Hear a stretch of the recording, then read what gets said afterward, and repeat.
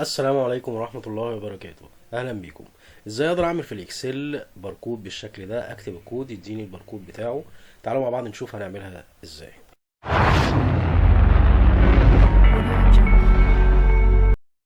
اول حاجة هندخل على شيت جديد خالص، واول حاجة لما اجي اكتب الكود لازم اراعي حاجة ان انا الاكواد بتبدأ ساعات بتبدأ بزيرو او بتحتوي على ارقام ونصوص، فانا هخلي الفورمات بتاعها تكست، بحيث ان انا لما اكتب الصفر يبقى ظاهر معايا.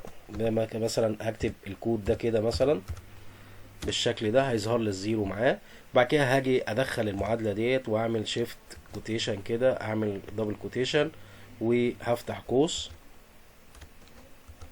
واعمل دبل كوتيشن تاني. بعد كده اعمل شيفت 7 اللي هي اند.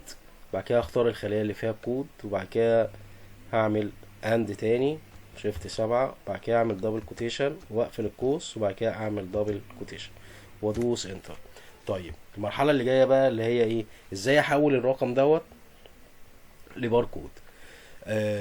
هنا هندخل على المتصفح جوجل كروم وهنستخدم الرابط دوت. هناخد الرابط ده كده، الرابط دوت هنحطه في الوصف. وهندخل على جوجل كروم كده وهنعمل بيست. هندخل هنا كده، هيدخلني على الرابط دوت، هدخل عليه، هكتب هعمل داونلود.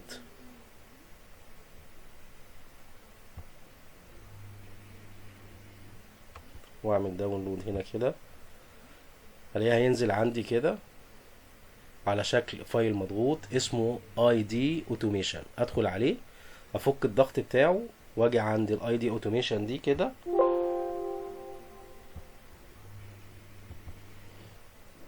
كاني بسطب برنامج ايه، كاني هسطب برنامج كده عادي. اعمل نيكست، اكسبت كده، نيكست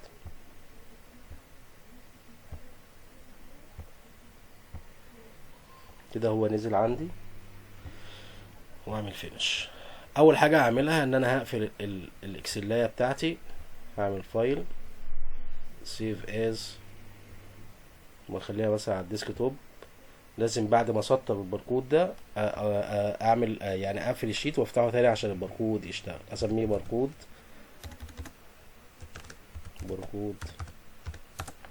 مثلا 4 كده، واقول له سيف واقفل ده كده خالص. بعد كده افتح بقى ايه، افتح الشيت اللي هو ده. لو جيت هنا كده على نوع الخط هينزل بقى في نوع الفونت. هدخل كده على الخطوط وافضل انزل كده، هلاقي حاجة اسمها اي دي اوتوميشن.